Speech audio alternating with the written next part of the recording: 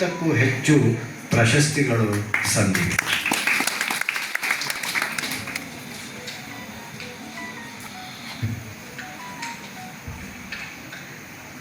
ನಾದನಮನ ಸಂಚಿಕೆಯನ್ನು ಲೋಕಾರ್ಪಣೆ ಮಾಡಿದಂತಹ ಶ್ರೀ ಟಿ.ಎಸ್. ಶ್ರೀವತ್ಸರವರು ನಮ್ಮೆಲ್ಲರನ್ನು ಉದ್ದೇಶಿಸಿ ಮಾತನಾಡಬೇಕೆಂದು ಈ ಮೂಲಕ ಕೇಳಿಕೊಳ್ಳುತ್ತೇನೆ.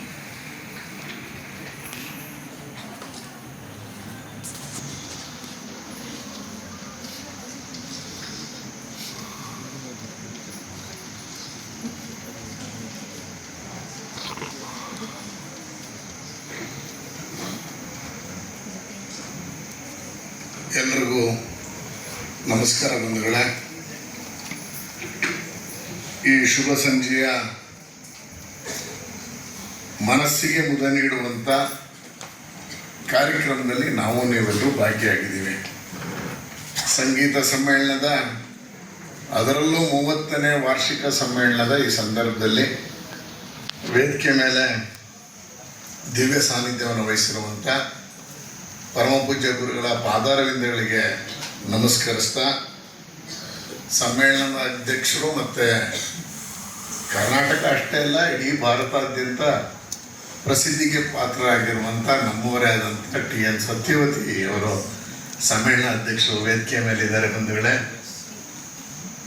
ಮೈಸೂರು ಜಿಲ್ಲೆಯ ಹಿರಿಯ ರಾಜಕಾರಣಿಗಳು ಸಾಂಸ್ಕೃತಿಕ ನಗರಿಯ ಉಸ್ತುವಾರಿಯನ್ನು ಹೊತ್ತು ಯಶಸ್ವಿಯಾಗಿ ಕೆಲಸವನ್ನು ನಿರ್ವಹಿಸ್ತಾ ಇರುವಂಥ ಒಂದೇ ತಾಲೂಕು, ನಮ್ಮದು ನರಸೀಪುರ ತಾಲೂಕು, ಸಾಹೇಬರದು ನರಸೀಪುರ, ಎಚ್.ಸಿ. ಮಹದೇವರ ವೇದಿಕೆಯಲ್ಲಿದ್ದಾರೆ. ಅವರು ಹೃತ್ಪೂರ್ವಕವಾಗಿ ನಮಸ್ಕರಿಸ್ತಾ,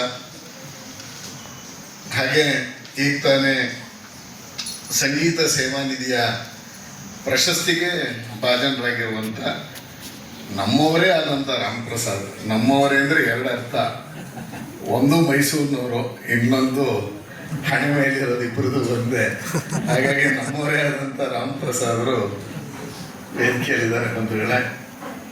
ಹಾಗೆ ಮೈಸೂರಿನ ಹಿರಿಯ ಅಧಿಕಾರಿಯಾಗಿ, ಅದು ನಗರ ಪಾಲಿಕೆಯಲ್ಲಿ ಮತ್ತು ಮೈಸೂರು ನಗರಾಭಿವೃದ್ಧಿ ಪ್ರಾಧಿಕಾರಿಯಲ್ಲಿ ತಂದೆ ಆದಂಥ ಛಾಪನ್ನು ಮೂಡಿಸಿ ಮೈಸೂರಿನ ಒಂದು ಒಳ್ಳೆಯ ಅಧಿಕಾರಿ ಅಂತ ಹೆಸರು ಪಡೆದು ಇವತ್ತು JSSನ ಕಾರ್ಯನಿರ್ವಾಹಕ ಅಧಿಕಾರಿಯಾಗಿ ನಮ್ಮೆಲ್ಲರ ಜೊತೆ ಇರುವಂಥ ಬೆಟ್ಸೂರ್ ಮಠ್ ಸರ್ ವೇದಿಕೆಯಲ್ಲಿದ್ದಾರೆ ಬಂಧುಗಳೇ. ಇವತ್ತು JSSನ 30ನೆಯ ಸಂಗೀತ ಸಮ್ಮೇಳನದ ಕಾರ್ಯಕ್ರಮದಲ್ಲಿ ಭಾಗವಹಿಸಿದ್ದೀವಿ. ಭಾಳ ಹಿಂದೆ ನೆನಪು ಬರ್ತಾ ಇರೋದು ಹೇಗೆಂದರೆ, ರಾಮಾನುಜರೋಡು ನಮ್ಮ ಮನೆ ಇರೋದು, ಆ JSS ಬಾಲ್ಯಗತ್ತಲ್ಲಿ ಸಂಗೀತ ಸಮ್ಮೇಳನ ನಡೀತಾ ಇತ್ತು. ಆಗ ಹೆಸರಾಂತ ದಿಗ್ಗಜರು ಏನು ಸಿ ಸರೋಜ, ಸಿ ಲಲಿತಾ, ಅವತ್ತಿನ ನಾವು ಬಾಂಬೆ ಸಹೋದರಿಯರು ಅಂತ ಕರೆಸ್ಕೊಳ್ತಾ ಇರುವಂಥ ಸಂಗೀತ ದಿಗ್ಗಜರು ಸಂಗೀತ ಸಮ್ಮೇಳನದಲ್ಲಿ, ಅದರಲ್ಲೂ JSS ಬಾಲ್ಯಗತ್ತಲ್ಲಿ ಸಂಗೀತ ಕಚೇರಿಯನ್ನು ಕೊಟ್ಟಿದ್ದು, ನಾನು ನಮ್ಮ ಮನೆಯವರೊಂದಿಗೆ ನಮ್ಮ ತಂದೆ ತಾಯಿ ಜೊತೆ ಹೋಗಿ ಸಂಗೀತವನ್ನು ಆಲಿಸಿದ್ದು ನೆನಪಿಗೆ ಬರ್ತಾ ಇದೆ. ಇವತ್ತು ಅದೇ ಥರದ ಸಂಗೀತ ಸಮ್ಮೇಳನದ ಸ್ಮರಣ ಸಂಚಿಕೆ ಬಿಡುಗಡೆ ಕಾರ್ಯಕ್ರಮದಲ್ಲಿ ಭಾಗವಹಿಸ್ಬಿಟ್ಟಿದ್ದೀನಿ. ಬಹಳ ಸಂತೋಷ ಅಂತ ಅನ್ನಿಸ್ತಾ ಇದೆ ಬಂಧುಗಳೇ. ಇವತ್ತು ಮೈಸೂರು ಅಂದರೆ ಅದೊಂದು ಸಾಂಸ್ಕೃತಿಕ ನಗರ. ಎಲ್ಲ ಆಯಾಮಗಳಲ್ಲೂ ಮೈಸೂರು ಪ್ರಥಮವಾಗಿ ನಿಂತ್ಕೊಳ್ಳೋದನ್ನು ನಾವು ನೋಡಿದ್ದೀವಿ.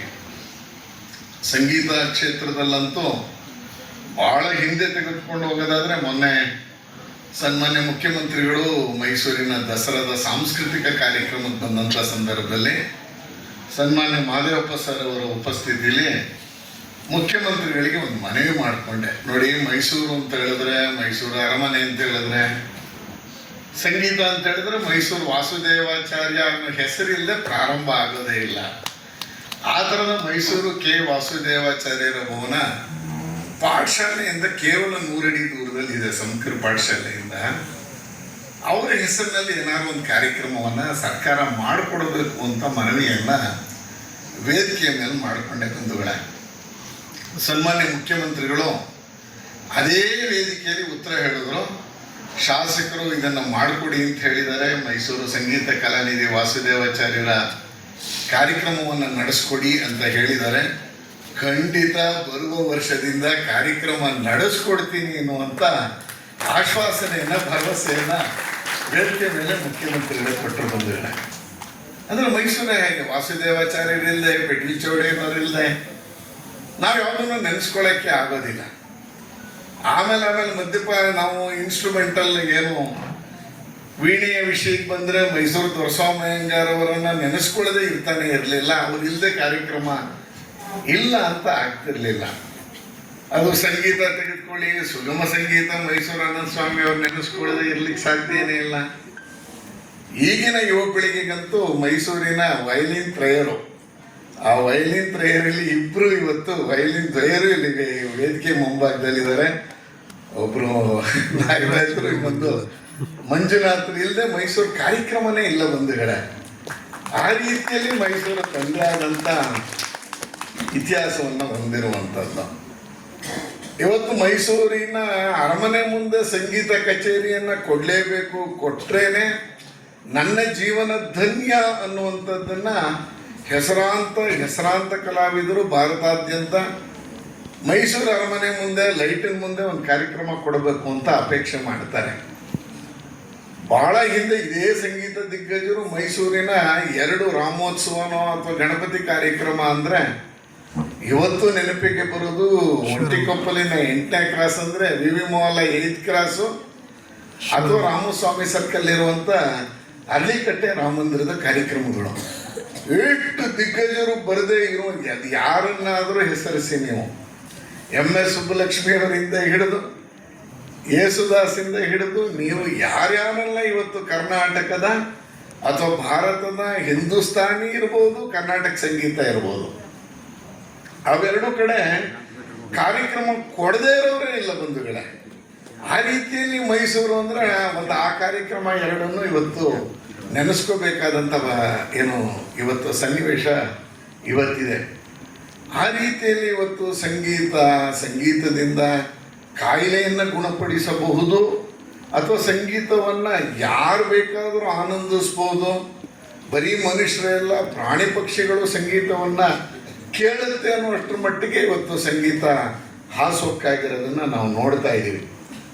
ನಮ್ಮದೇ ಮೈಸೂರಿನ ಗಣಪತಿ ಸಚ್ಚಿದಾನಂದ ಶ್ರೀಗಳು ಸಂಗೀತದಿಂದ ರೋಗವನ್ನು ಗುಣಪಡಿಸ್ಬೋದು ಅಂತ ಹೇಳಿದ್ರೆ ಇದೆಲ್ಲ ಇವರು ಸುಮ್ಮನೆ ಹೇಳ್ತಿದ್ದಾರೆ, ಯಾವ ಕಾಯಿಲೆನೂ ವಾಸಿ ಆಗಲ್ಲ ಅಂತ ಅಪಹಾಸ್ಯ ಮಾಡಿದವರು ಇದ್ದಾರೆ. ಆದರೆ ಅದನ್ನು ಗುಣಪಡಿಸೋದಕ್ಕೆ ಒಂದು ಸಾಧನ ಅನ್ನೋದನ್ನು ಮೈಸೂರಿನ ಗಣಪತಿ ಶ್ರೀಗಳು ಮಾಡಿ ತೋರಿಸಿದ್ದನ್ನು ನಾವು ಈ ಸಂದರ್ಭದಲ್ಲಿ ಸ್ಮರಿಸಬೇಕಾಗತ್ತೆ. ಆ ರೀತಿಯಲ್ಲಿ ಕಲಾಪೋಷಣೆಯಲ್ಲಿ ಇವತ್ತು ನಮ್ಮ JSS ಸಂಸ್ಥೆ ಅತ್ಯಂತ ಶ್ರೇಷ್ಠವಾದಂಥ ಕೆಲಸವನ್ನು ಮಾಡ್ತಾ ಇದೆ ಅನ್ನೋದು ನಾವೆಲ್ಲರೂ ಹೆಮ್ಮೆಯಿಂದ ಹೇಳ್ಕೋಬೋದು ಬಂಧುಗಳೇ. ಈ ಕಡೆ ಬೆಳದಿಂಗಳ ಸಂಗೀತ ಕಾರ್ಯಕ್ರಮ ನಡೆಸ್ತಾರೆ, ಈ ಕಡೆ ಸುತ್ತೂರು ಜಾತ್ರೆಯಲ್ಲಿ ಕಾರ್ಯಕ್ರಮ ನಡೆಯುತ್ತೆ. ಈ ಥರದ ಸಂಗೀತ ಸಮ್ಮೇಳನಗಳನ್ನು ಮಾಡ್ತಾ ಬರ್ತಾ ಇರುವಂಥದ್ದು ನಿಮ್ಮೆಲ್ಲರ ನೆಚ್ಚಿನ JSSನ ಸಂಸ್ಥೆ. ಆ ಸಂಸ್ಥೆ ಇವತ್ತಿನ ಕಾರ್ಯಕ್ರಮದಲ್ಲಿ ನಾವೆಲ್ಲರೂ ಭಾಗಿಯಾಗಿದ್ದೀವಿ. ಇದಾದ ಮೇಲೆ ನಾವು ಸಂಗೀತದ ರಸದೌತಣವನ್ನು ನಾವೆಲ್ಲರೂ ಆಶ್ವಾಸದಲ್ಲಿದ್ದೀವಿ. ಈ ಸಂದರ್ಭದಲ್ಲಿ ಪ್ರಾರಂಭದಲ್ಲೇ ಮಾತನಾಡೋಕ್ಕೆ ಅವಕಾಶ ಕೊಟ್ಟಂತ ಎಲ್ಲರಿಗೂ ವಂದಿಸಿ 4 ಮಾತುಗಳಿಗೆ ವಿರಾಮ ಹೇಳ್ತೀನಿ. ಎಲ್ರಿಗೂ ನಮಸ್ಕಾರ ಬಂಧುಗಳು.